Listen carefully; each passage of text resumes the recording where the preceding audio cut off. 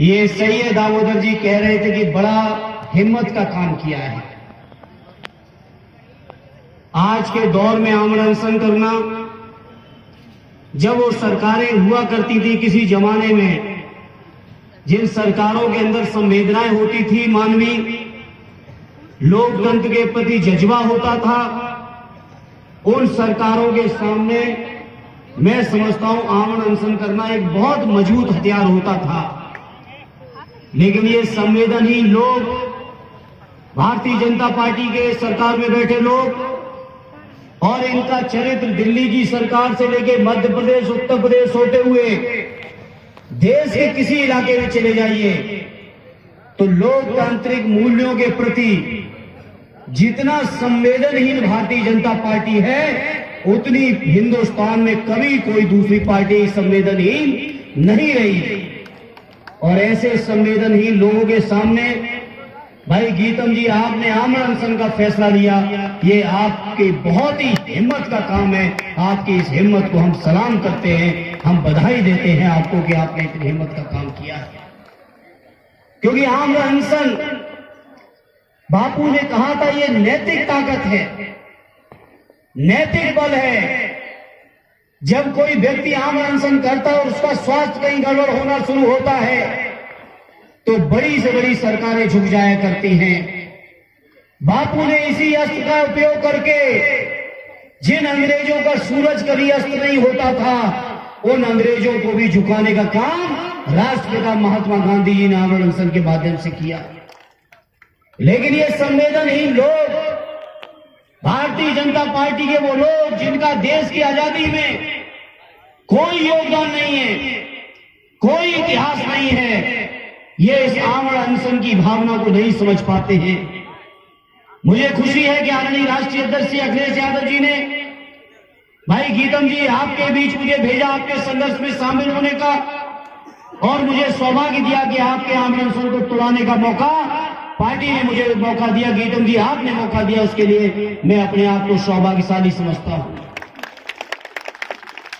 जिन मांगों को लेकर, जिन चीजों को लेकर, जिन समस्याओं को लेकर आप आमरण अनशन कर रहे हैं, हमारी पूरी की पूरी समाजवादी पार्टी, आदरणीय राष्ट्रीय अध्यक्ष श्री अखिलेश यादव जी पूरी तरह से आपकी इन मांगों से न केवल सहमत है, बल्कि आपकी सभी मांगों में हम लोग इस संघर्ष में आपके साथ खड़े हैं। गीतम भाई, जहां तक आज इस मौके पर बहुत महत्वपूर्ण बिंदु उठाए, मुझे एहसास नहीं था, मुझे महसूस होता था कि मंडल आयोग की सिफारिश लागू होने के बाद पूरे हिंदुस्तान की सरकारी सेवाओं में, शिक्षा में, चुनाव की व्यवस्थाओं में 27% आरक्षण मिल गया होगा। लेकिन बाहर है मेरे मध्य प्रदेश के शासकों, इतने दिनों से देश में मंडल आयोग की सिफारिश लागू है, लेकिन आपने 27 की जगह अभी 14 पर ही रोक के रखा है। हम आपसे वादा करते हैं, समाजवादी पार्टी इस मांग को बहुत मजबूती के साथ आपके और आपके पूरे उत्तर मध्य प्रदेश के लोगों के बीच जब तक अपने पिछड़े भाइयों को न्याय नहीं दिला लेंगे, तब तक आपके साथ मजबूती के साथ संघर्ष करने का काम करेंगे। ये हम पार्टी की ओर से आपको भरोसा दिलाते हैं। भाई दामोदर जी, आपने सही सवाल उठाए कुछ, और शिकायत की, और शिकायत भी अपनों से होती है।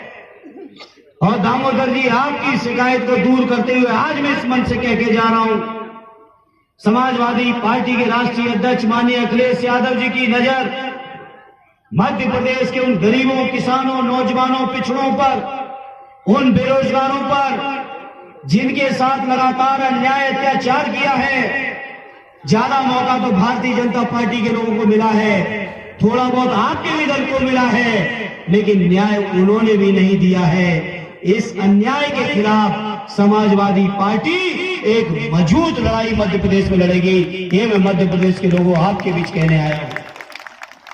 मध्य प्रदेश के लोगों, ये जातिगत जनगणना जिसके हम मुद्दा उठा रहे हैं भाई गीतम जी, इस मुद्दे का समाधान 2011 में हो गया होता।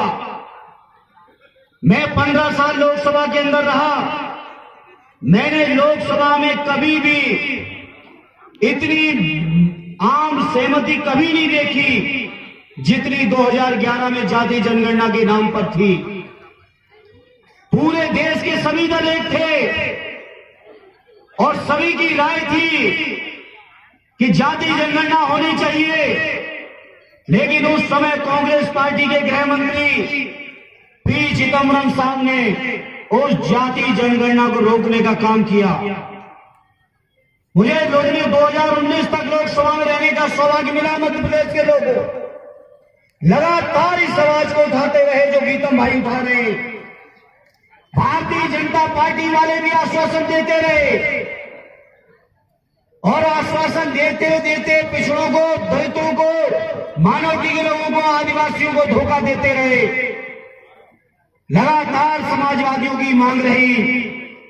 आदरणीय नेताजी आज हमारे बीच नहीं है। आदरणीय नेताजी ने सैकड़ों बार देश की संसद में समाज को मजबूती के साथ उठाने का काम किया था कि देश के पिछड़ों की गणना होनी चाहिए, पिछड़ों को हक मिलना चाहिए, न्याय मिलना चाहिए, भागीदारी मिलना चाहिए।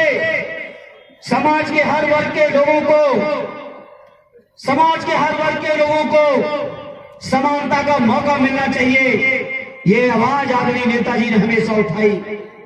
आज नेताजी हमारे बीच नहीं है, वहीं हम समाजवादियों की जिम्मेदारी बढ़ी है कि नेताजी के हर सपने को हम लोग साकार करें। ये हमारी पीढ़ी के ऊपर ये जिम्मेदारी आई है। तब हम कहना चाहते हैं माननीय अखिलेश यादव जी के नेतृत्व में समाजवादी पार्टी नेताजी के सपनों को पूरा करने में कोई कमी नहीं रखेगी, हर संभव संघर्ष करने का काम करेगी। इससे मैं कहना चाहता हूं आपकी बहुत गंभीर मांगे हैं भाई प्रीतम जी। जहां आपकी जातीय जनगणना की मांग है, जहां 27% आरक्षण देने की मांग है, वहीं पिछोर से लेकर शिवपुरी जिले की तरक्की और खुशहाली के लिए भी बहुत सारी आपने मांगे की हैं। इन तमाम मांगों को हम लोग अपनी ओर से पूरा का पूरा पुरजोर सहयोग और समर्थन देते हैं और आपको विश्वास और भरोसा दिलाते हैं आप संघर्ष की जो भी रूपरेखा तैयार करेंगे, समाजवादी पार्टी पूरी ताकत के साथ आपके मजबूती के साथ खड़ी रहेगी। भाई भाषण चल रहा था, अभी दे रहे थे हमारे दामोदर भाई। प्रीतम जी के साथ जो अन्याय हुए, अत्याचार हुए, बहुत सारी बातें हुई, मैं उन बातों में नहीं जाना चाहता, लेकिन आज जब मैं आपके बीच आया हूं तो आज के इस मौके पर यह जरूर कहूंगा, आपके सम्मान और स्वाभिमान की लड़ाई अब हम समाजवादियों की लड़ाई है।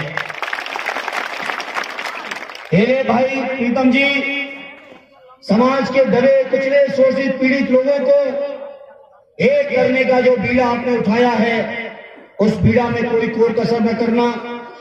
इस मंच के माध्यम से मैं पूरे मध्य प्रदेश के उन तमाम संगठन के लोगों को, उन तमाम सक्रिय लोगों का आह्वान करना चाहता हूं जो लोग समाज के पिछड़ों के लिए लड़ाई लड़ रहे हैं, माइनॉरिटी के लिए लड़ रहे हैं, दबे कुचले शोषित पीड़ित लोगों के लिए लड़ रहे हैं, आदिवासियों की लड़ाई लड़ रहे हैं, या अगले वर्ग के भी हमारे जो गरीब हैं, जो उपेक्षित हैं, जो उनकी लड़ाई लड़ रहे हैं, उन सभी का मैं इस मंच के माध्यम से आज आह्वान करना चाहता हूं।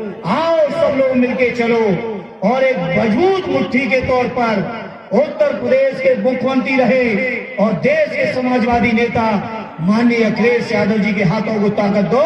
हम लोग ये तमाम अन्याय, अत्याचार, ये तमाम शोषण से मध्य प्रदेश की जनता को निजात दिलाने का काम करेंगे। ये मैं भरोसा अपने सभी मध्य प्रदेश वासियों को दिलाना चाहता हूं।